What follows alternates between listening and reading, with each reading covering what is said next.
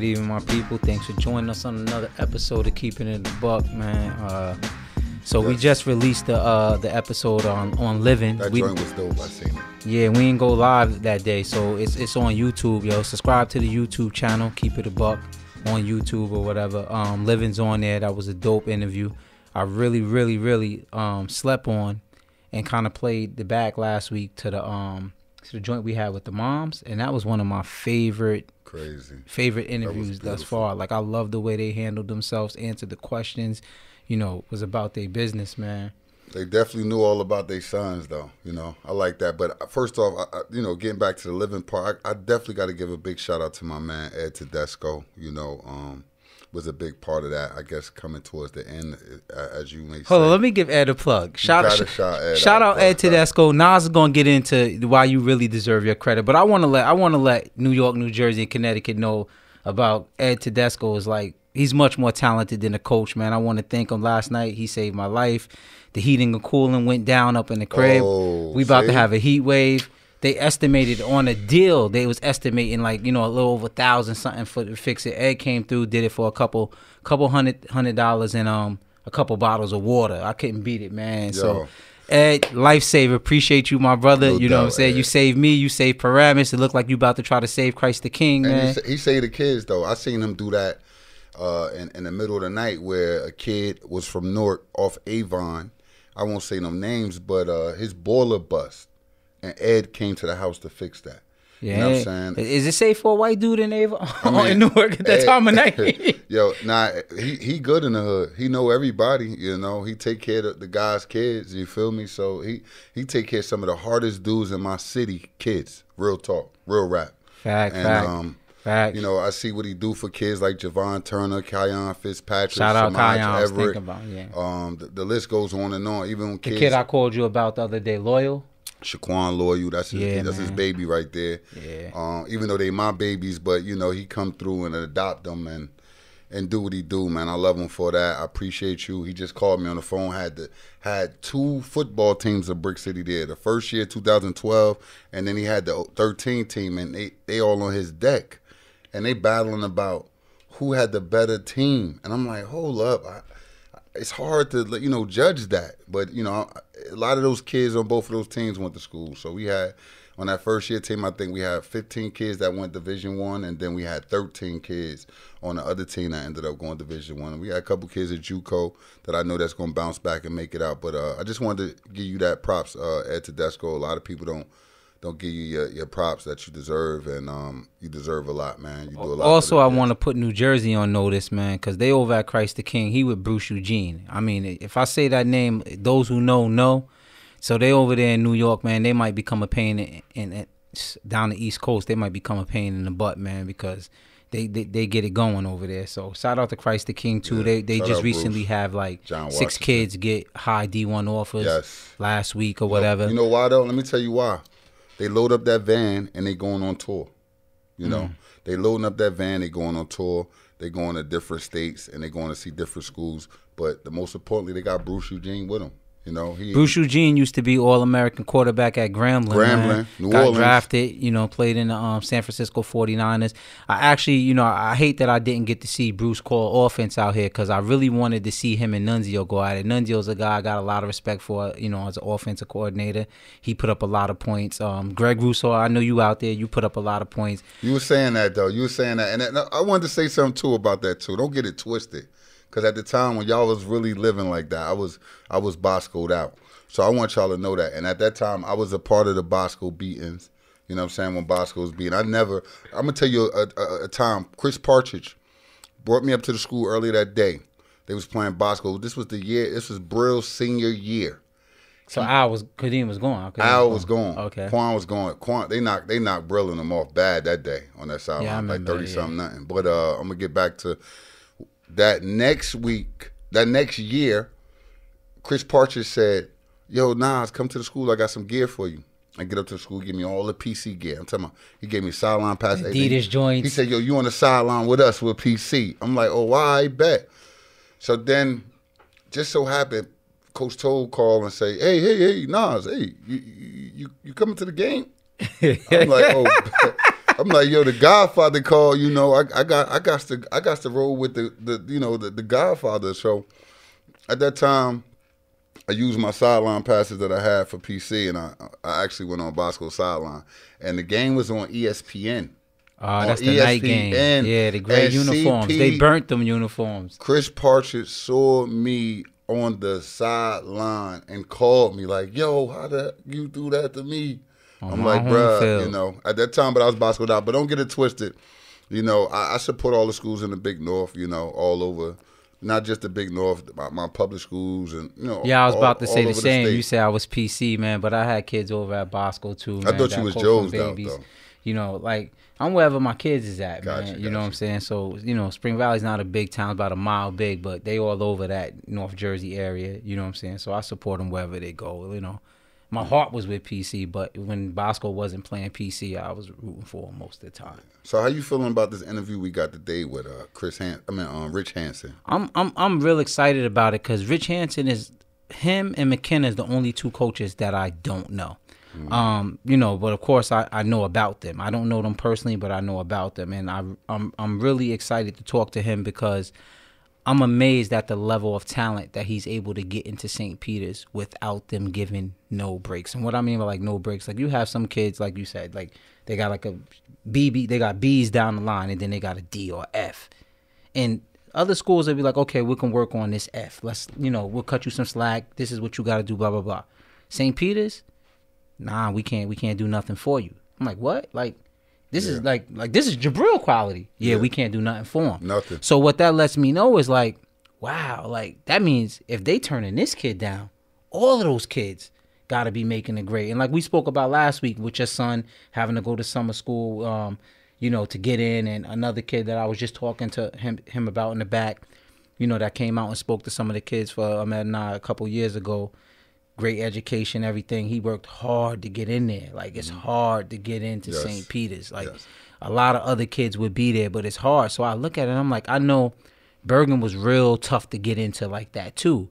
And it was hard. Like, it was costing him. Yeah. Like, that's when Partridge was able to put up them little beatings for that short time he was able to do, is because, you know, Bergen couldn't get the type of talent that was trying to get into the school. And so I'm amazed when I see what St. Peter's does without bending. Like, I mean, but they perfectly located. Like, you can see New York City. Yeah. You right by Essex County. But bro, you in Union. Like, come on, man. They perfectly. There's some smart kids out there that can ball. Yeah, it is, but sometimes it's tough. It's like pulling teeth.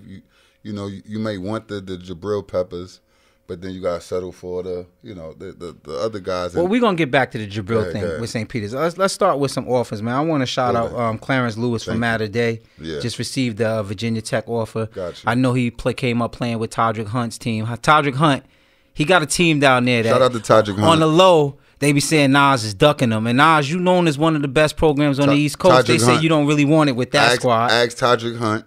I show up, show out anywhere I go. You know, with my boys and my squad. My squad is really real. They put together. But shout out to guys like Christian Abraham on picking up that Michigan offer. KJ wilded out over the weekend. I can't even name. Penn State, NC State, Baylor, Michigan, you name it. So KJ's the 8th grader whose mom spoke here last week. His mom spoke of Charlene. She was from what township they were from again? Livingston, and she took him to St. Peter's. You know, and she's trusting them with him for the next 4 years. So St. Peter seemed to have another, possibly, you know, I don't want to put that on the kid too early because he still got to go earn it. But if he lives to his potential and continues on the path he's going, he could possibly be a 5-star kid there. It's not, trust me, that kid is the most humble kid you ever going to meet. His grind is different. You know, the one who talked the most stuff is like his mom said, is his father. You know, but as far as that, the kid gonna put the work in. Best believe that he's gonna be a 5-star. Speaking of 8th graders, so we got KJ, Keith Miles Jr. Yeah. You know, standing at 6'5", 245, possibly 5-star before he walk out of St. Peter's Prep, maybe in the top 3 in the country. We got a kid I just saw recently. He's come from Todrick's program too. Todrick Hunt, shout out to you again. We got a big kid from Todrick Hunt on our team now, or St. Peter's. So we gonna get there. Hey, yo, shout out my boy rocking this St. Peter's prep shirt. Yeah, this wavy. I like this, man. I like this. I don't got the Jordans, but I'm gonna tell you, I really like this. He a green and gold savage. The Green Knights. But we, no disrespect to Augie, great guy.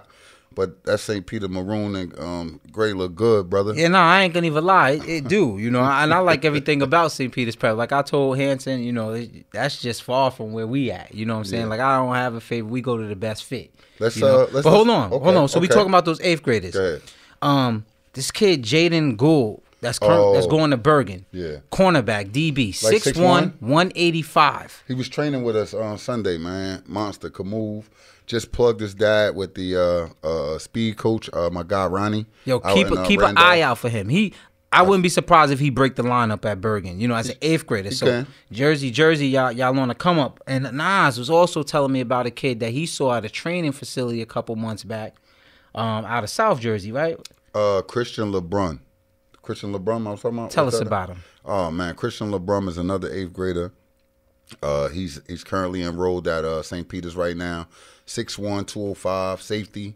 Kid is he's at St. Peter's? Yes. So this is the kid that you was questioning whether he was laid back? Yes. And he's at St. Peter's? Yes. This ain't fair. What y'all doing over there, man? Yeah. Nah, you up to something, man. Nah, I'm not. St. Peter's, with the academics and everything, they bring people from all walks of life up there, so, Yes.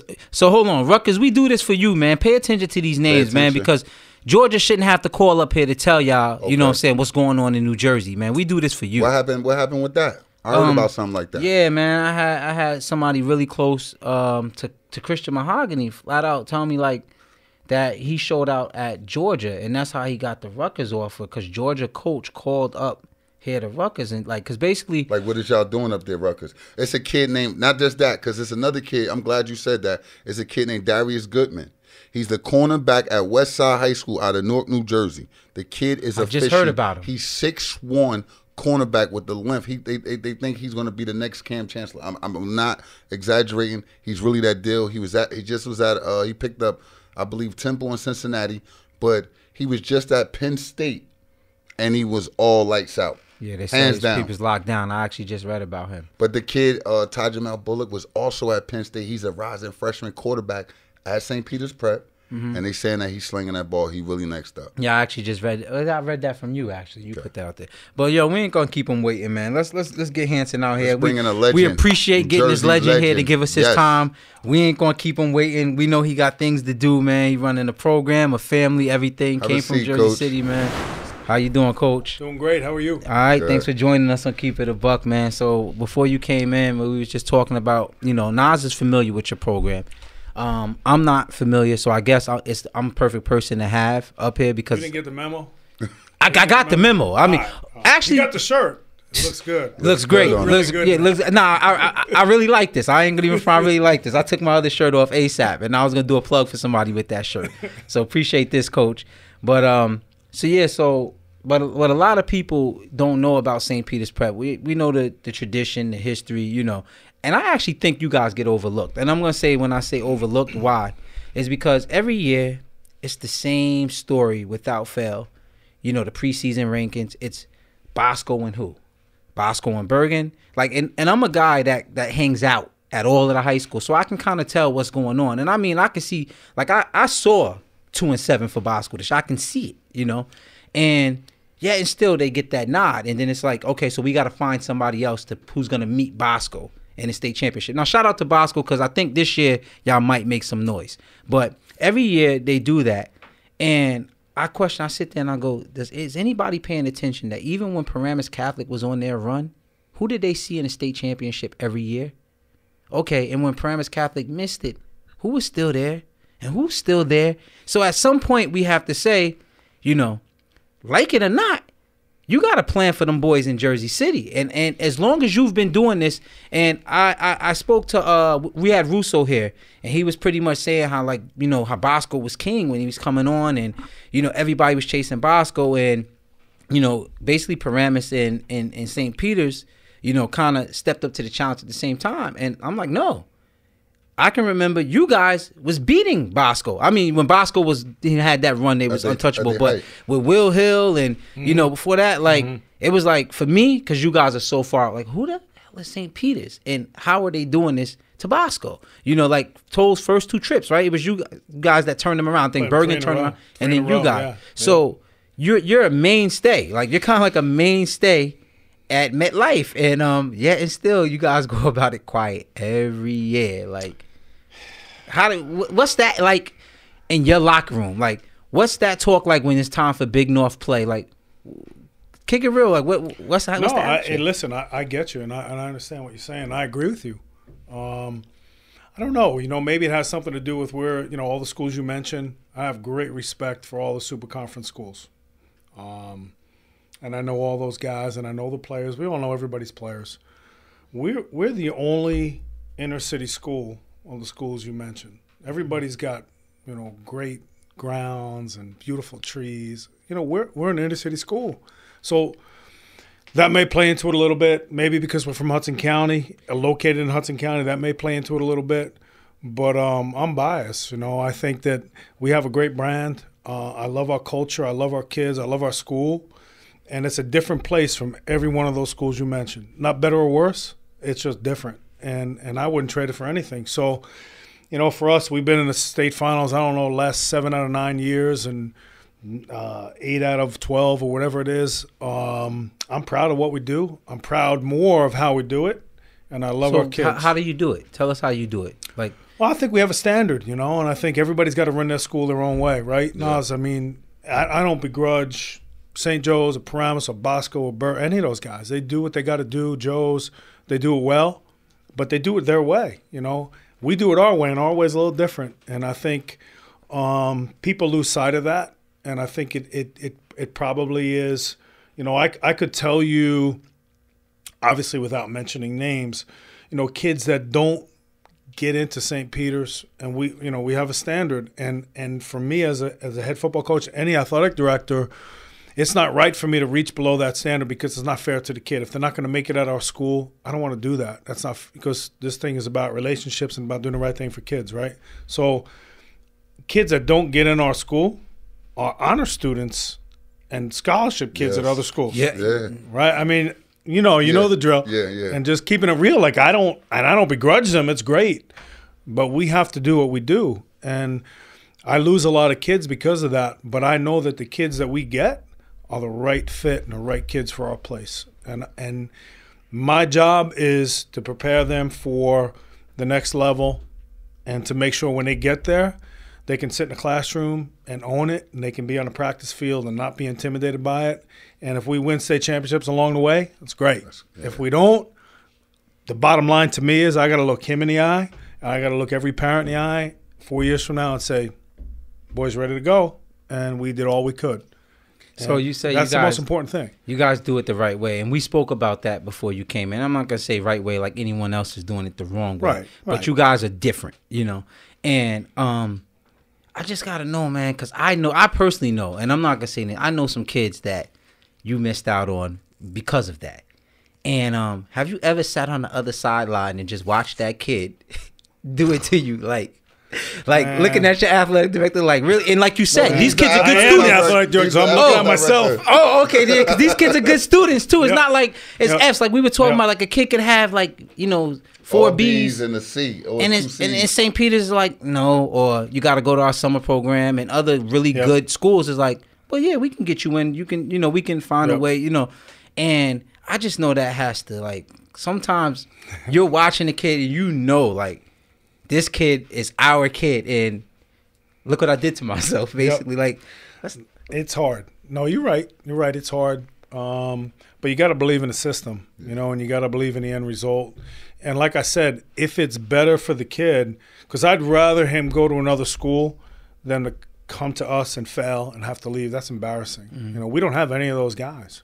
We really don't. That's something I wanted to get into. You gotta be patient going to prep. I learned that. I tell and kids it's hard, right? Yes. It's hard. I had to wait all the way to the last weekend of June for my own son to get into the school. And, over the time I kept talking to him. And at that time, he was accepted into every school in the Big North. And like I always tell my son, I said, St. Peter's is like the Indian girl that just moved on your block with the long, beautiful hair that nobody can get, you know. And no disrespect to no other program, but it's that girl right there that they can't get, and that's who you really want.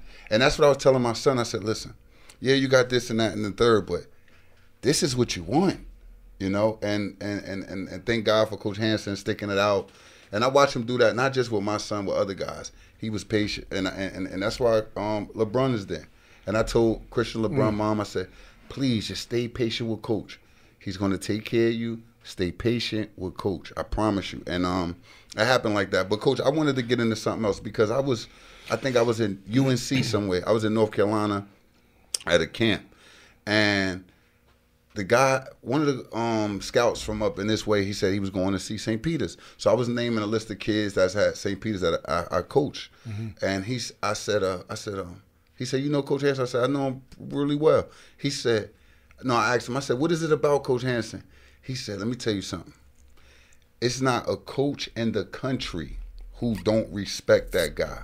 You know, how you are for your kids and things like that. So from hearing that from all the coaches I was going across the country seeing, I was like, wow, this guy's heavily respected across the world. And that year, it was a year when Al-Qadim Muhammad went to Don Bosco Prep. Man. My man. Yeah. See? Hold on. So we're going to talk about respect. And I want to know how it makes you feel, because I know you see it. People question the Hudson County public schedule. When you play the publics, like, why are you doing that? Like, you win annually, damn near, against the top teams in the country, and then you go play those teams where your freshman team can mop them. Right. Why? Well, before the Super Conference came to be, you know, we were locked in a league, and we won 114 straight games, but some of those games were great. You know, North Bergen won a state championship, and beat Montclair. You know, Bayonne won a state championship, beat Hackensack during that time frame. So there were some during the toll eras? Union City, Hoboken won state championships, and they were on our schedule. I think you know, for us, yeah, but for Hudson County as a whole, it was underrated. I mean, we had some great football coaches from Hudson County. You know, Vinny Ascalise has passed away, and God bless him. Yeah, 300 plus wins. Eddie Stinson did a great job at Hoboken for a long time. You know, there are some guys who really highly respected coaches and programs. So we got on a roll, and we got it going, you know, in the early 2000s. We were always competitive before that, but then we got on this roll. And unfortunately, it coincided with Bosco's run. So we played Bosco like 5 years in a row in the state championship and beat them once because they had, you know, great football teams, and God bless them. But we really dominated the Hudson County people and schools, and I think that, you know, the scores were crazy, and I think that people, instead of saying St. Peter's is really good, said Hudson County football is really bad. And I don't think that was true. You know, we got to the finals so many years, and we got, you know, we haven't lost an opening round game in 25 years or 30 years or whatever it is, and gotten to the finals so many times in a really hard bracket, as you guys know. You know, last year our bracket, the Super Conference division was ranked number 2 in the country, and the bracket was ranked number 2 in the country. I didn't know they ranked the brackets. Yeah, they do. and so, you know, to get to that level is pretty good. And during that time, by the way, Bergen and Bosco and Joe's were playing public schools that they were whooping up on, and nobody cared. Nobody said anything. It was okay. But St. Peter's beats, you know, North Bergen, and it's a big deal.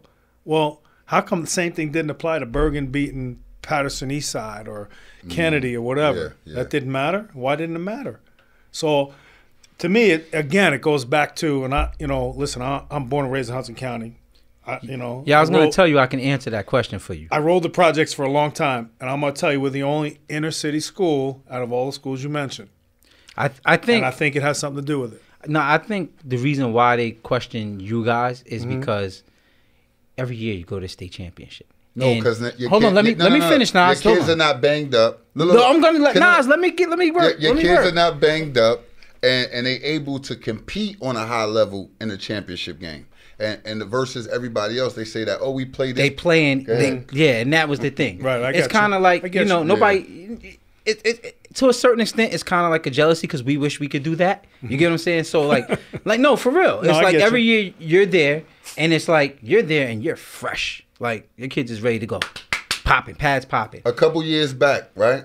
They was the first team from our state to go to Florida to play IMG.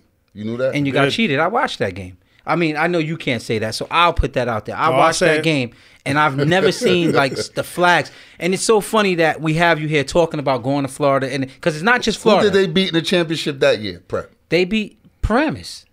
Yeah, that was Wimbush senior year. Yeah. Okay. Minka, they beat Paramus. Yeah. Gotcha. You know, for some reason that game is always raining. Yeah, if you ain't living, you dying. But that game is always snowing, rainy, wet. So when I saw the weather, I told Partridge, I said, you know what? This might help you guys. He said, why? I said, because they throw it around. Like, Wimbush didn't like to throw. If the ball is slick and it's wet, it might help you guys. And it actually turned out like, you know, my little man Nooney fumbled and it just went the other way. But, so it's going south. It's not just Florida. You know, are you guys... You went to Ireland. I know you played the Georgia team, but you didn't play in Georgia. You know, and that's the thing. Like, you know, so you have Bergen and you have Joe's going down there this year. And I was saying, I had a prediction about the game, but then I'm like, there's an X factor. I watched you guys win a game. You guys beat IMG that year. In my mind, y'all beat them by at least 16 points to lose that game.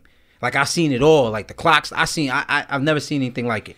I've seen Bosco go to Manatee and win a game by at least 2 scores to walk out of there, 3 scores, to walk out of there with a 1 or 2 score win. So it's tough to go down south and win. I really wish y'all would have had that game in Jersey because y'all deserved that game. You know. You know what? That cost us a national championship. Yeah. I mean, we would have won the national title that year. And to have 4 touchdowns called back in a half was rough. It was 4 rough. touchdowns. And you lose by how much?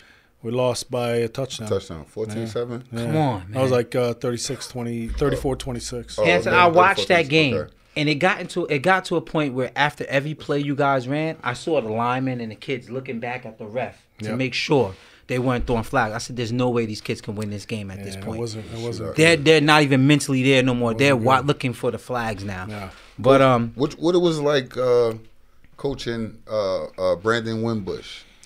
Whew.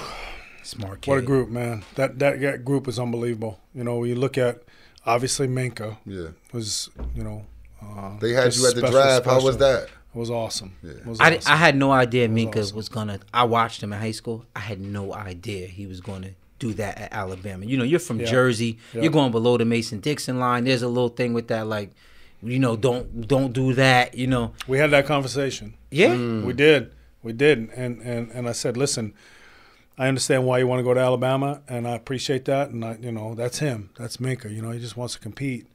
But I said, I can't protect you at Alabama. They fly over 20 guys before they get here. And I said, if you're going to go there, you better be the best, because if you're not going to play. And he looked at me straight in the eyes and said, Coach, then I'll be the best. And that's Minka. And he went, and he was, and he did what he did. But that group, Wimbush and Fitzpatrick and Fox, oh my God, Tolentino, so many. I mean, they were just a special group of guys. Wimbush is just, I mean, you want your daughter to marry him, you want your son to be like him. I mean, he's just an awesome dude. He really is. So we're on the year anniversary of the deaths of Kia Griffin and Dashawn Simpkins. You know, R.I.P. to them. Blessings to the family, man. I know you coached Kia. To what I'm hearing, Kia was one of the first kids really to kind of open that door for Essex County going into St. Peter's Prep. What was it like coaching him when he came, and you know what was special about him? Kia was a special kid. He really was a special kid. I have a picture of him in my truck, and I have a picture of him in my office. I went to his funeral. Probably one of the top 3 or 4 athletes that I've ever coached. Did anything I ever asked of him. It was just he was a great person, and he was a kid, and this sticks with me and will stick with me, and I talk to people about this. And we came from Bishop Francis that closed, and we couldn't make up the academic thing, at school. Yeah. So he had to just continue on. He had to repeat that freshman year. And he played through what was his senior year, but really his junior year. So he had a choice, you know. And I said, Key, this is what I think you should do. You should go to this prep school, and then you're going to have a choice between, you know, right now he had 5 great schools. And he looked me in the eye and he goes, Coach, I want to graduate from St. Peter's. So he came back for his senior year and didn't play. Wow. And we were getting ready for Bosco. Tony Jones, that whole crew, right? So I said to him, now he didn't pick up a football from the state championship when we beat Bosco to the next December. I said, Key, do me a favor. You want to come out and just run a little scout for us? I just need to run two zone plays to beat Tony Jones. So because you're the only guy I know that could beat Tony Jones. He's like, yeah, Coach, no problem. So he comes out, stretches. We get into down and distance situation. Give him the ball on the 10-yard line. He goes 90 yards, untouched for a touchdown. Just hadn't touched the ball in 10 months. I looked at my defense coordinator and I said, we are screwed, man. We are screwed. But that's the kind of athlete he was. And I swear to God, I look at him every day and I pray for him every day because stuff happens. And, you know, you're from the street, I'm from the street. It is what it is. Key had everything. Everything. He was one of the most unbelievable. You know, he and Will Hill were cousins, so they had the genes and all that, but he was just a different dude. And he opened up a lot of doors and made a lot of people see St. Peter's out, you know, west that maybe didn't see us before. Yeah. It was last July was rough. Last July was rough. Coach, how long you been at prep? So this is my 31st year as a head coach, and I was there 5 years before, so 36 years. I'm a dinosaur now. Okay. I want to talk about, I know you put out a lot of kids going to college and they go on and play like football and professional sports and things like that. But I want to talk about the kids that's successful without playing in the league and continuing playing football at the high school and stuff like that. Yep. You got a lot of guys. There's one guy who actually helped, that came back and built your sports building. Yeah. Can you talk about that a little bit? Guy Perkins? Yeah, because you was telling me that story. That was a beautiful story. Special dude. So I was an assistant back then, and you know, Guy was a running back and played some DB for us. Wanted to play in college. Never started. You know, never started for us. Went to Iowa, and I guess after a sophomore year, decided he wanted to pay attention to some other things in his life. One of them was energy and doing this other stuff, and he did the right thing with hedge funds and struck it big, and has helped me along the way. And when we wanted to build this building, I called him and I said, you know what? You need to be the guy to put your name on this building. And he said, why, Coach? And I said, because you're a black guy from Jersey City who's smart, who made it, and is doing the right thing. I need you to be that guy. And he was all in. He gave us $1 million and put his name on the building. And he helped a lot of ways before that. But he saw the value in it and saw how important it was for me and for us and for the school and for it to be his name.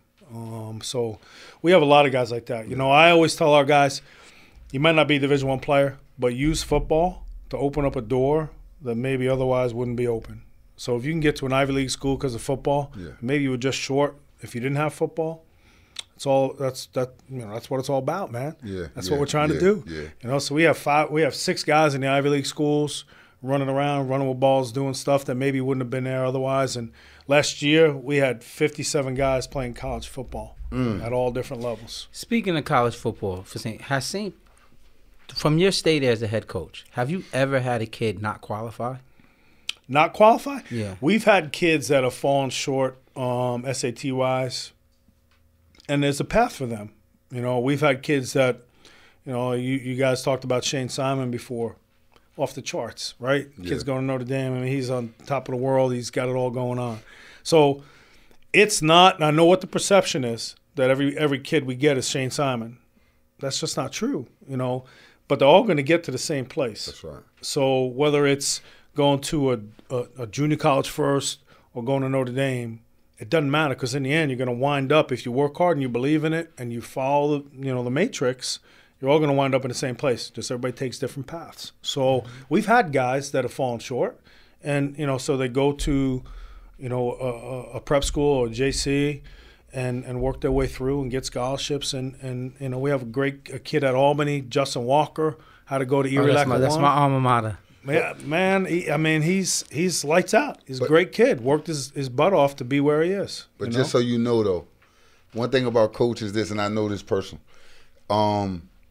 Even the kids who go to prep schools and JUCO, he's still in the back pocket. He's still advocating for that kid while they're at prep and while they're at junior colleges to get into schools. You understand what I'm saying? So it's not like, they just graduate from prep and they're gone. So speaking of schools, it seems to be St. Peter's the Notre Dame pipeline. What's going on? What's that all about? That's what Rutgers feel like. Well, no, Rutgers. No, and that's true because if it seems like if it's not Notre Dame, it's Rutgers. So I mean, Well, listen, there are like 4 or 5 schools in the country that are just different, and I think Notre Dame's one of those places. So we'll have 4 guys playing there this fall, which is unbelievable, and they're all great football players, obviously, but they're great students. They work hard, and they're all going to be successful. And Wimbush is top of the group there, I just had a friend of mine whose son is a very good quarterback out of Silk City.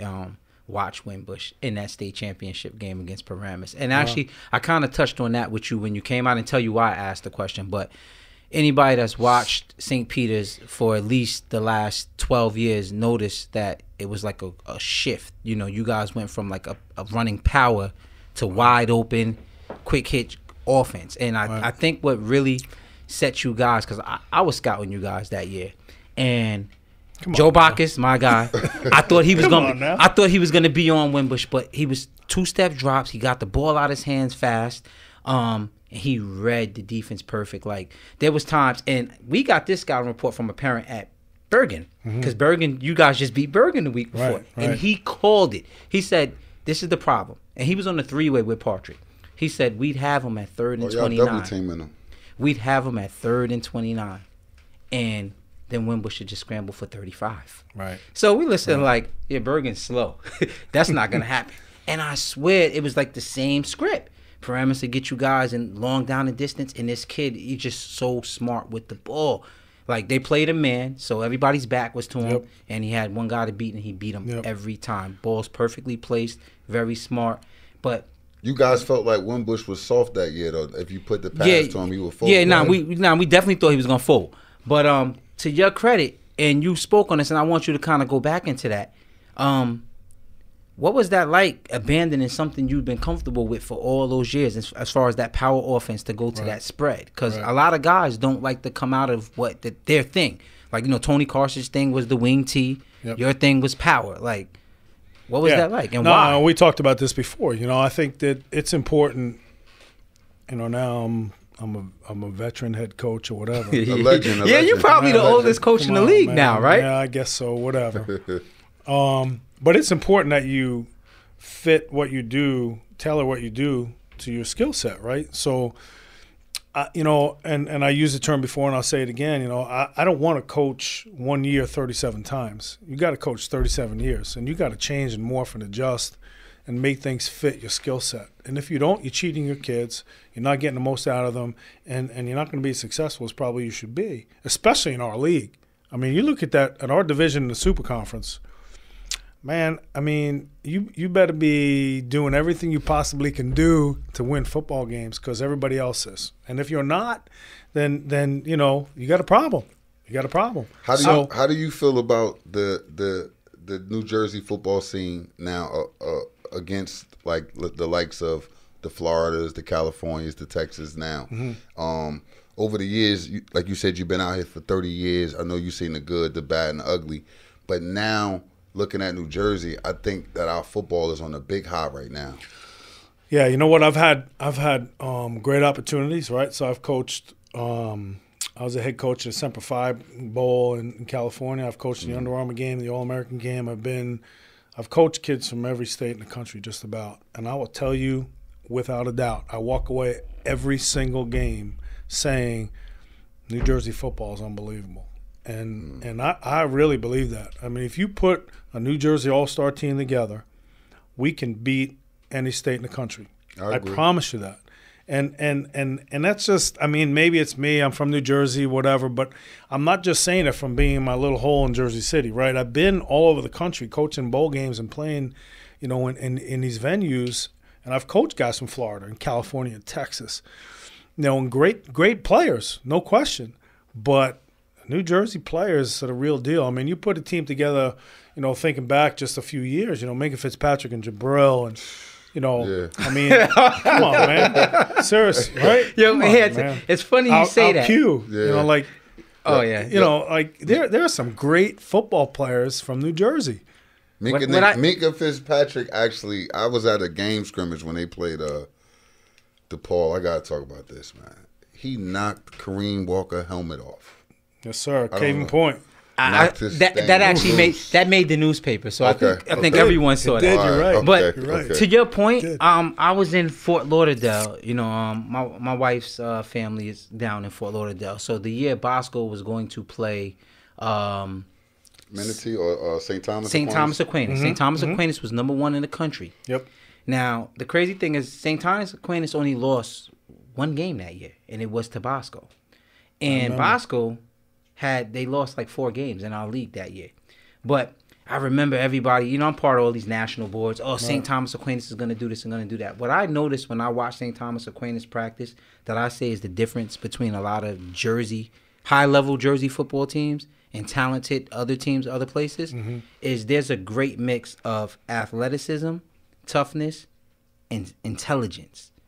No doubt. You see athleticism and toughness other places, but just like you said, when you look at your kids, all of your kids, like there's kids that make honor roll, like legit honor roll. You know, like a lot of people thought like, you know, Jabril got grades because he was who he was. No, Jabril worked hard. He was a smart kid. Right. You get what I'm saying? But and I'm not saying Jabril couldn't get in St. Peter's. I don't know if he could and couldn't. But it's kids like that sometimes can't get into St. Peter's. So this is people of high IQs. This is what made Minka play as a freshman. He picked their system up so fast. So you have these kids that's athletic, they're tough, and they're smart, you know. And I think that's what gives Jersey an edge in a lot of those out-of-state games. It's like, okay, there's some teams more athletic. Yep. Very rarely you're going to find tougher kids. But when you add the 3, I think, you know, the edge kind of goes to Jersey in that sense. I agree. And, you know, we started playing out-of-state in 1999. We played Gulliver Prep with Sean Taylor. Remember Sean Taylor played for the 49ers? And, man, rest in peace, Redskin, right? That's from Miami. Yes, sir. Yes, sir. You know, we've played every year. You know, we played, I think, 18 out-of-state games, out-of-state schools. And so is Bosco and Joe's. And I would love to see the rest of the state doing that because I think it showcases New Jersey football, even the public schools. Yeah. Like, go do it. Hold on, Coach. It's good for us. I got a question for you that a lot of people want to know because there's a big debate on the national board about that game in Ireland. Did they really walk you guys or did you guys – because you guys was up by like 40 points. Yeah. And the game kind of changed and the people from Georgia is screaming that – you know, of course, it was their play. And the people from Jersey were screaming, like, he's up by 40, guys. Like, what do you expect him to do? Did you start resting guys or did you guys give up? What really happened? Yeah, no, honestly, you know, like, to me, it was about the experience for our guys. So we were in a foreign country, the first team in New Jersey to ever go in the country, to go to a foreign country to play football.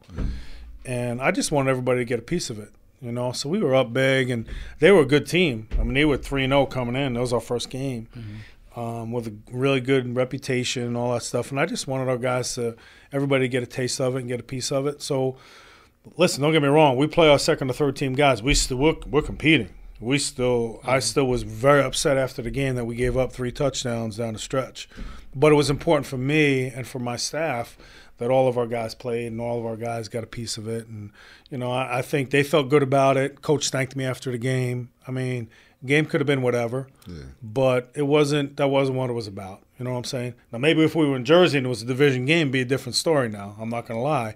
But we were in a foreign country, and I thought it was important that it went down that way. You know? So we had Masai Maynard up here, you know, not too long ago, and we spoke about, you know, games he has circled on his calendar and why. And one of the things, a lot of people say Bergen, but his reason was different. His reason wasn't because they lost in a state championship. His reason was because he felt that somebody made the comment, we loved we loved each other more than them. Mm-hmm. Was that something that just the whole that hit your whole locker room like that, or is that just something that Masai internalized? Like, did you guys? What do you feel about that loss right there? That way, that fashion, because you guys are a pretty tough team physically, and that day I felt like you guys got hit in the mouth. Yeah, it was devastating, to be honest with you. Masai speaks for us. I mean, he's our leader. He's our guy. He's my guy, and he's the heartbeat of what we do. We take a lot of pride on culture. We take a lot of pride in we believe in one another. We care about one another, the brotherhood. And so I know exactly the quote he's talking about and why it bothers him. And, you can beat us on a field and the score will be whatever the score is. And they got us last year, great. The year before that, we got them twice, great. It's going to go back and forth. Mm-hmm. That's the way the league is. You know how it goes. Yeah. But that quote was more about an attack on, our culture. Oh. And we take a lot of pride in loving one another and being together forever and all that other stuff. And when that's said, I think it hits just a little different. Mm-hmm. And I think our guys have rallied around that all off season, and it's with us. And trust me, they'll be reminded of it every single week of the summer and every single week of the season. You're giving me goosebumps. Can you talk about, because see how he talking now? I feel that's how prep get through a lot. Even when they're in tough situations. If you think back when they was playing DePaul, they was in a tough situation. And that brotherhood is what brought them out of that. You guys do a thing every year where they do Victory Road. Yes, sir. What's Victory Road? Victory Road is a leadership program that we do with the Marines. And so we'll go to the beach in Long Branch, and a bunch of ex-Marines and current Marines and Navy put our guys through a leadership physical training regimen, and it's on the beach, and it's all about it's real. It's all about being together and fighting through it. And you come out of those 2 days, tired, number one, but number two, you definitely trust the guy next to you and definitely have a good feeling about the team. And we grew from it last year. It's unlike anything you can do, on a football field or any place else. It's about going away, getting on a bus, going to a beach. Some of our guys never been to a beach before. Now it's a different deal. And then having these Marines. Or the kids who can't swim. Yeah, the kids who can't swim. And it's funny that you talk about some of your guys never been to a beach. And I think that's something that's undervalued in playing national schedule.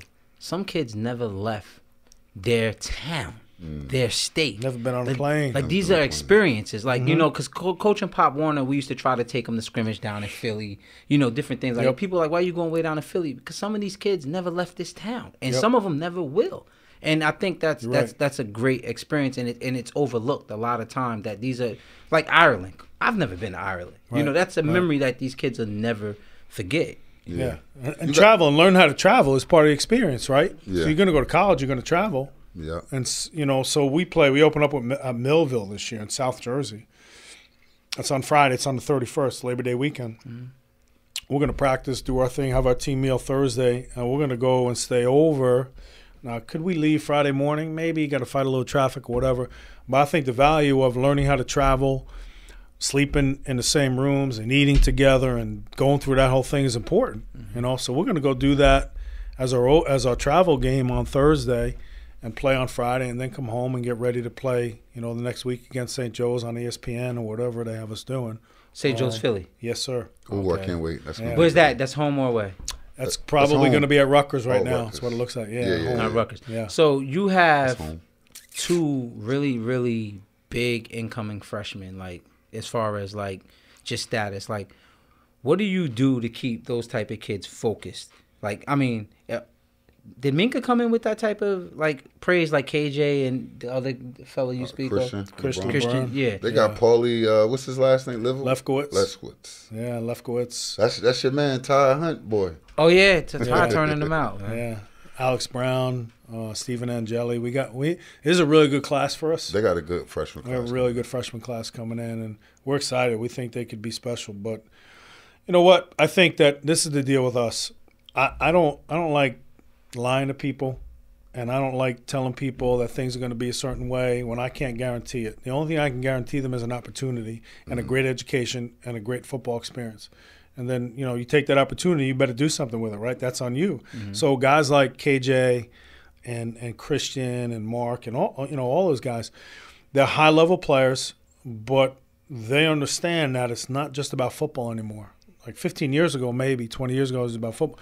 Now it's about how you handle yourself socially. You're going to be in with a bunch of different people, a bunch of different religions, races, socioeconomic, the whole deal, coming from all over the place.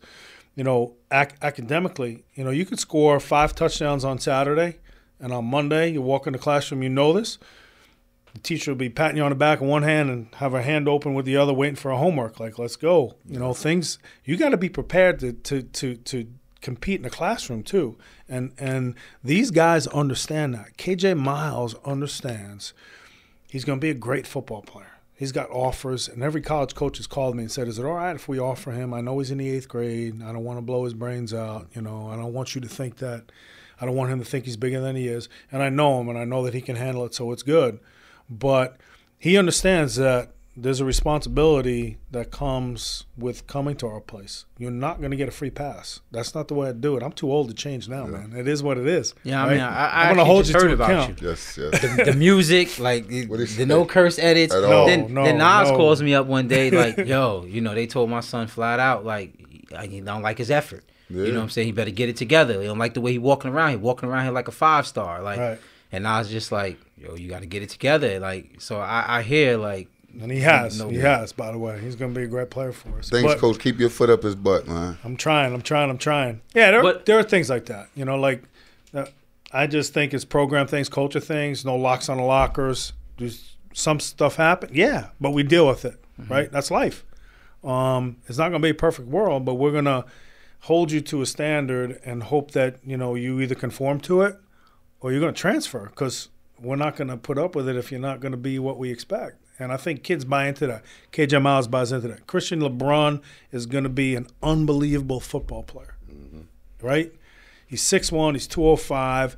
He's got a chance to start varsity for us as a freshman, just like Will Hill and Mike Brown and Rashawn Jackson and all the guys that came in, bought into what we do and believe in what we do, and then go out and ball and just, get themselves ready for the next level. Coach, now your coaches, I wanted to ask you this, because the coaches you have on your staff, majority of them, they're from within the organization. Yes, you don't go outside, or how does that work?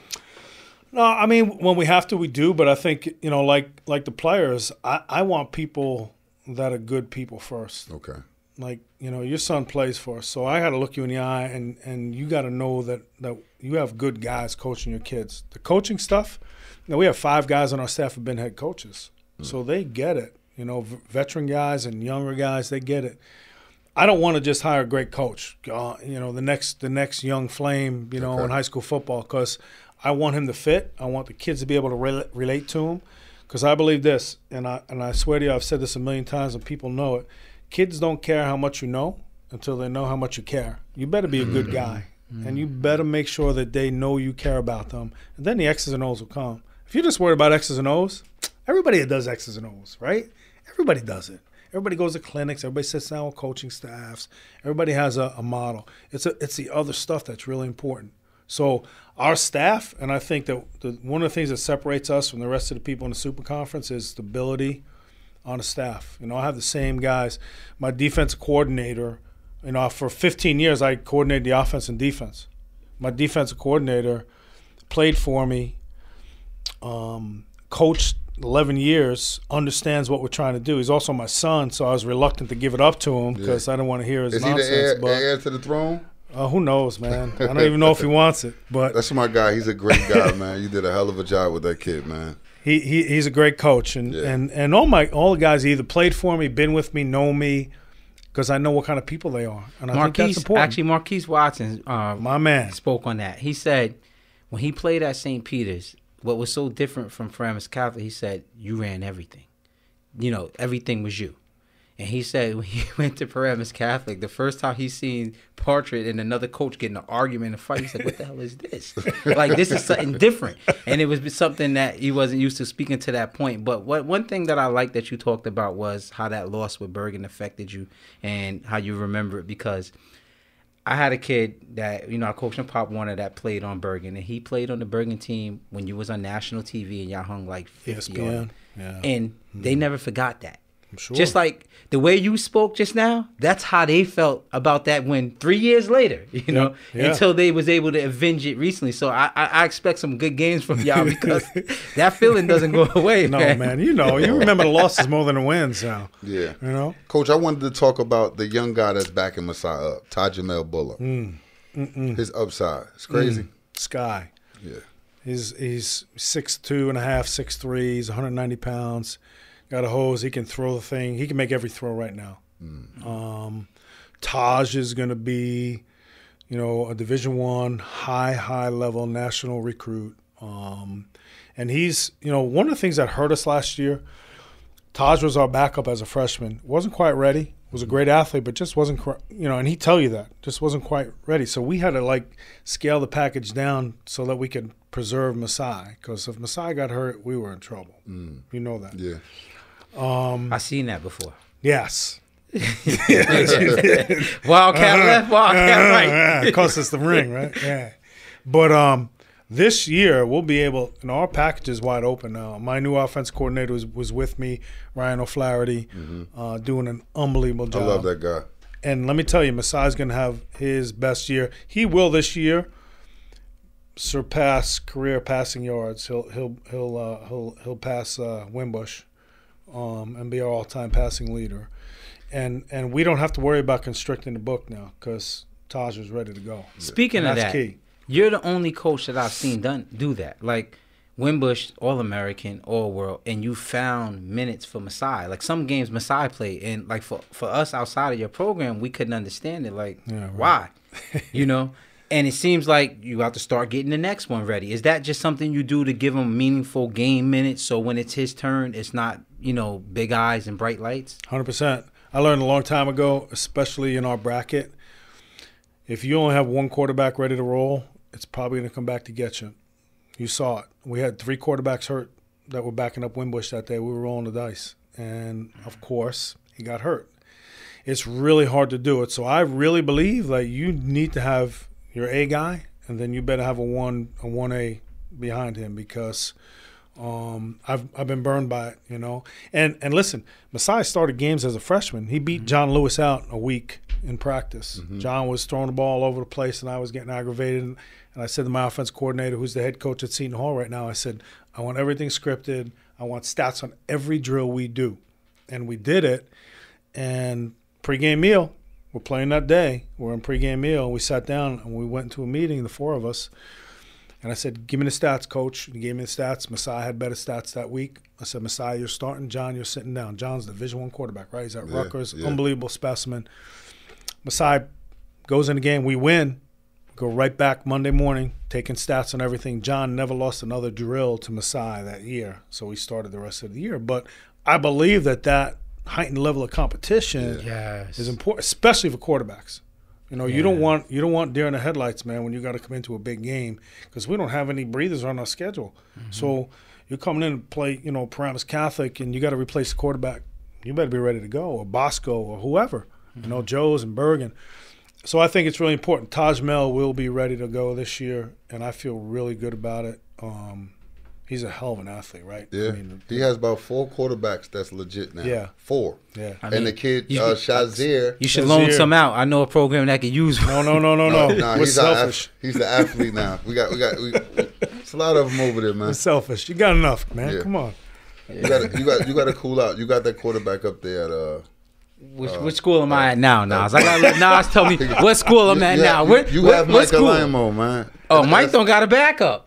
So there we go. Joe's. There's that problem. Like I was up there earlier, and that's why I called you to tell you about. St. Joe's has this kid 6'7", about 245, 250 DN that they actually got to come off the basketball court that I think could play on Sundays if he really buys in. However, I'm talking to Charlie Alamo, and I'm like, who's Mike's backup? I don't see no one taking snaps. And he's like, oh, some freshman kid. I'm like, whoa. Yeah. Not the little guy. I don't want to talk about it, Nas. I don't want to talk about it. We're going to stay on St. Peter's, up, man. You know what I'm saying? But I got you. Yeah, man. Coach, how you guys opened up this weekend 7-on-7 and get to start the season. And, Rutgers? They at West Point. Okay. West Point. Yeah. And the following week is at Rutgers. Right. How do you feel about the whole 7-on-7 game? Oh, man, I hate it. I hate one-hand touch. Yeah, I'm old school. I really hate one-hand touch. Yeah. So does it bother you that kids get offers from that? Because it bothers me that kids will get offers from two-hand touch. They do. Well, kids get offers from going to camps now. Kids get offers from, combines. I mean, people, it is what it is, For us, the 7-on season is just about lining up and executing. We'll find, who can go make some plays, be athletes. Yeah. And we'll get some throws in from the side, then get some, Tosh some work. But, man, I can't wait. When Rutgers is over, it's when football season begins, when the Rutgers 7-on's over, because then we can get down to real stuff. Got you. Coach, I appreciate you for coming to keep it a buck. Yeah. We had the legend, Rich Hansen, in the building. Thank you so much, Rich. My first time meeting you, man. You're a man's man. I'm glad I met you, man. I swear I wish you was closer. I really respect what you guys do over there.